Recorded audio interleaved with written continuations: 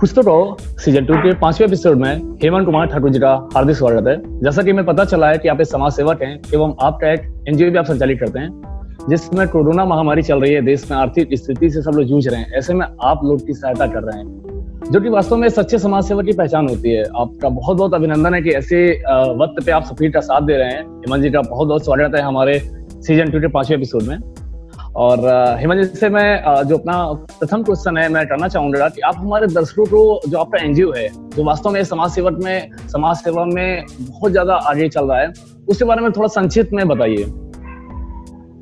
बिल्कुल बिल्कुल। पहले तो थैंक यू सो मच मेरे को इनवाइट करने के लिए। Thank you so much Shubham ji, thank you so much Ashish ji. So it's a privilege to be on your talk show and obviously it's a great platform to spread the work that we are doing, and we want more and more people to get motivated and start contributing towards their own society. So that was the whole intention to start MOST. So हमारे संस्था का नाम MOST है. It stands for Malti Organization for Special Talent. Malti is my mother's name.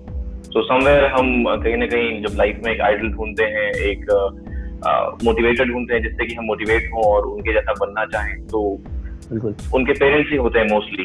या तो कोई अपने माँ की तरह बनना चाहता है या कोई अपने फादर की तरह बनना चाहता है। तो somewhere both my parents are my motivation.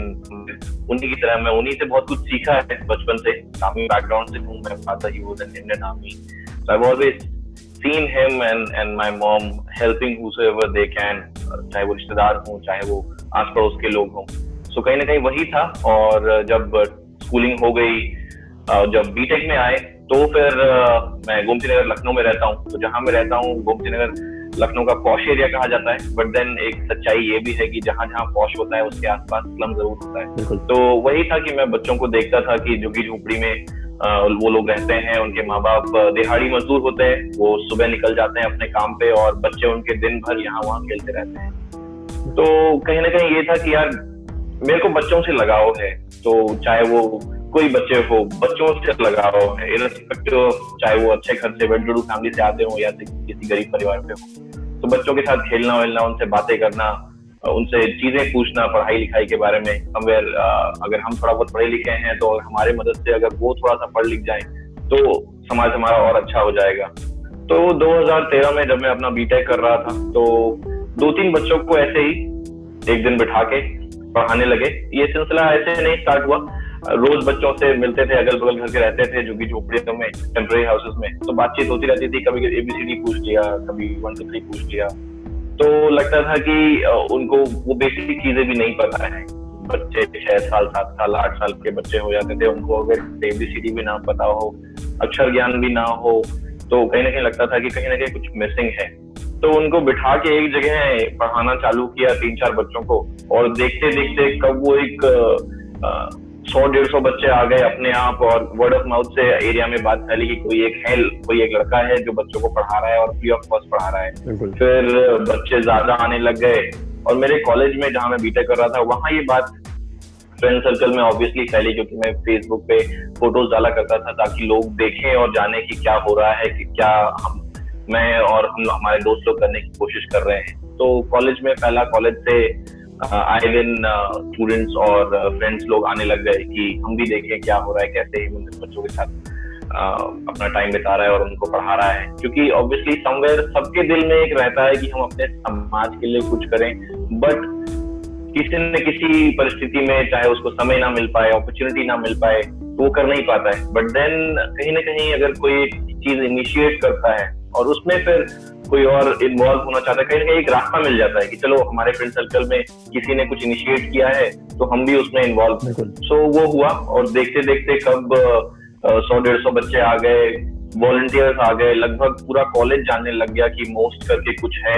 एक कॉन्सेप्ट है जहाँ पे हम गरीब बच्चों को बिठा के पढ़ा लिखा रहे हैं। तो बच्चों के साथ टाइम बिताना बहुत ही सेटिस्फाइंग होता है, बहुत ही जब वो हंसते हैं, जब वो स्माइल करते हैं, जब हमें ये लगता है कि हमारे छोटे से एफर्ट से उनके लाइफ में कुछ चेंज हो रहा है। और वो जब मैं ऑफिस के लिए, कॉलेज के लिए निकलूं या कहीं जाऊं तो गुड मॉर्निंग भैया, गुड इवनिंग भैया, भले ही वो मॉर्निंग हो रहा हो, गुड नाइट भैया, बिकॉज कहीं ना कहीं हम लोग यही कोशिश करते थे कि वो basic manners, basic etiquettes day to day life की, जो हम अपने घरों के बच्चों को सिखाने की कोशिश करते हैं बचपन से कि बेटा थैंक यू बोलो, सॉरी बोलो, गुड मॉर्निंग, गुड नाइट। तो कहीं ना कहीं वही चीज उन बच्चों में भी लाने की कोशिश थी पढ़ाई लिखाई के दौरान, बिकॉज ये फॉर्मल क्लासरूम नहीं है। ये छोटा सा एक इनिशिएटिव है जहाँ पर हम जो चीजें सरकारी स्कूल में जो बच्चे, मान लीजिए जो गरीब मजदूर के बच्चे हैं, एक आध जो सरकारी स्कूलों में जाते हैं, तो वहाँ वो एनवायरनमेंट वो उनको नहीं मिल पाता है। तो हम कहीं ना कहीं उस गैप को फिल करने की कोशिश कर रहे हैं थ्रू मोस्ट। शाम को इनफॉर्मल क्लासेस होती हैं, 3 से 4 घंटे की क्लासेस होती हैं, रोज बच्चे आते हैं और मैं, मेरी सिस्टर्स, मेरे कॉलेज फ्रेंड्स, मेरे ऑफिस के फ्रेंड्स, जबकि अब तो 6 साल हो गया है मोस्ट को चलते चलते, तो जब जिसको मौका मिलता है, जो जानते हैं वो खुद से आते हैं और अपना पार्ट प्ले करते हैं, चाहे वो क्लास में आके पढ़ाएं बच्चों को या उनके लिए स्टेशनरीज लाएं। तो यही पिछले 5-6 सालों से हम लोग छोटा सा एक इनिशिएटिव कर रहे हैं कुछ समाज में एक अच्छे बदलाव के लिए। बिल्कुल बिल्कुल, बहुत ही अच्छा लगा आपकी बात सुन के। और जैसा कि आपने कहा आपके माता पिता इंस्पिरेशन है और वास्तव में प्राथमिक शिक्षा बच्चों के लिए बहुत ज्यादा जरूरी होती है। इसी के साथ मैं दूसरा क्वेश्चन करता हूँ आपसे कि वर्तमान में देश में लगभग 33 लाख एनजीओ रजिस्टर्ड हैं, लेकिन शायद उनमें से हम 100 एनजीओ का ही नाम जानते हैं जो सबसे ज्यादा समाज सेवा में जाने जाते हैं। इतना बड़ा अंतर क्यों? क्या एनजीओ केवल नाम दिखाने के लिए लोग रजिस्टर कराते हैं कि हमारा भी एक NGO?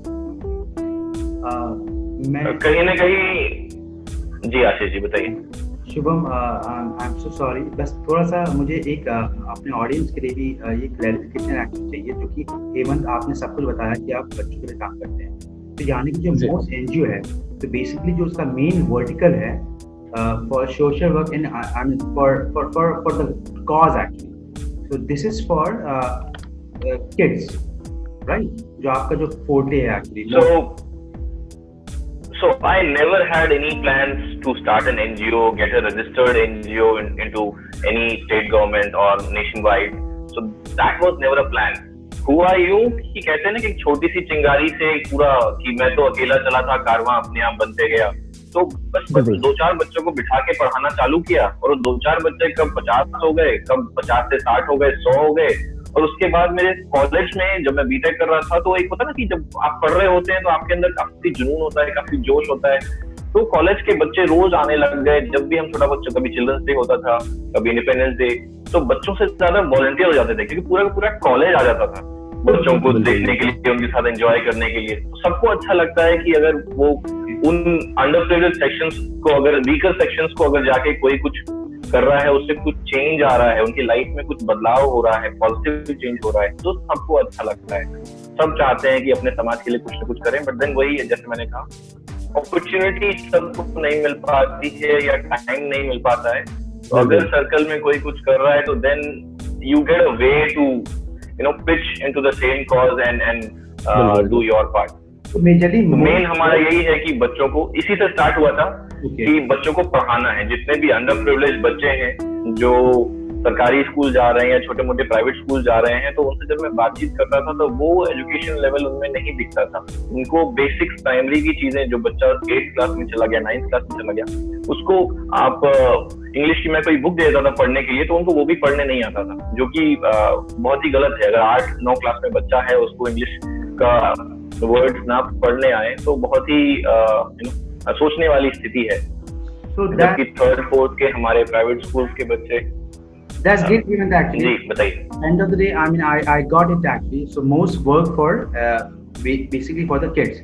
So now you can answer the Shubham. Education of underprivileged children. That is what we started this all. Okay. इसमें भी मेरा क्वेश्चन रहेगा, वो लास्ट में रहेगा। अभी जो मैंने क्वेश्चन, मान में देश में लगभग 33 लाख एनजीओ रजिस्टर्ड हैं, लेकिन शायद उनमें से हम केवल 100 एनजीओ का ही नाम जानते हैं जो सबसे ज्यादा समाज सेवा में जाने जाते हैं। इतना बड़ा अंतर क्यों? क्या एनजीओ केवल नाम दिखाने के लिए लोग रजिस्टर करते हैं कि हमारा भी एक एनजीओ? जी, मैं कहीं ना कहीं सच आपने कहा कि बहुत सारे एनजीओ रजिस्टर्ड हैं और होंगे भी। यूपी में ही अगर मेरा नॉलेज सही है तो 8 से 10 लाख एनजीओ हैं सिर्फ और सिर्फ यूपी में। बट देन जब हम नाम ढूंढते हैं, एनजीओ को ढूंढते हैं, अपने आसपास देखते हैं कि कहाँ कौन सा एनजीओ काम कर रहा है, तो गिन चुन के 5-6 एनजीओ, मैक्सिमम 10 एनजीओ हमारे जानने में निकलते हैं। तो कहीं ना कहीं ये है कि आप किसका क्या मोटिव है एनजीओ फॉर्म करने का, इस पे तो हम क्या ही कमेंट करें, क्योंकि बहुत सारे चीजें हैं इस सेक्टर में। कहीं ना कहीं इंडिया में जब हम एनजीओ की बात करते हैं तो मैंने ये नोटिस किया है कि बहुत सारे लोग इसको पैसों से कंपेयर करते हैं कि it's easy way to make money, और पैसे को इधर से उधर करना है तो आप एक एनजीओ खोल लो, ट्रस्ट खोल लो, दैट इज वन वे। अमीरों के पास सुनने में आया है कि लोग ब्लैक मनी को अगर वाइट करना है तो they start with their NGO and do all this things, but then actual ground में इतने एनजीओज नहीं दिखते हैं। God knows what is their intention, but ये है कि there are still there dedicated NGOs जो कर रहे हैं, but then we need more those NGOs who really are there to work, not just to be there on paper and do whatever they want to. बिल्कुल आपने सही कहा कि वास्तव में जैसे ब्लैक व्हाइट करना, ये लिक्विड मनी को ट्रांसफॉर्म करना, इस तरह के लिए लोग भी एनजीओ खोलते हैं। दैट्स द रीजन कि 33 लाख एनजीओ में लगभग हम 100 एनजीओ का ही नाम जानते हैं। तो ये पॉइंट आपका सही है बिल्कुल। एंड जो मेरा तीसरा क्वेश्चन है वो आपसे ये है कि आजकल के वर्तमान के परिदृश्यों को देखते हुए हम डिजिटल हुए हैं, लेकिन एनजीओ को हम लोग गलत कहने लगे हैं कि फोटो खींचकर लोग अपने सोशल मीडिया पर डालने के लिए समाज सेवा करते हैं। क्या आप, मेरा प्रश्न आपसे, क्या आप गुप्त रूप से समाज सेवा करने पे भरोसा करते हैं या नहीं? यदि नहीं तो क्यों?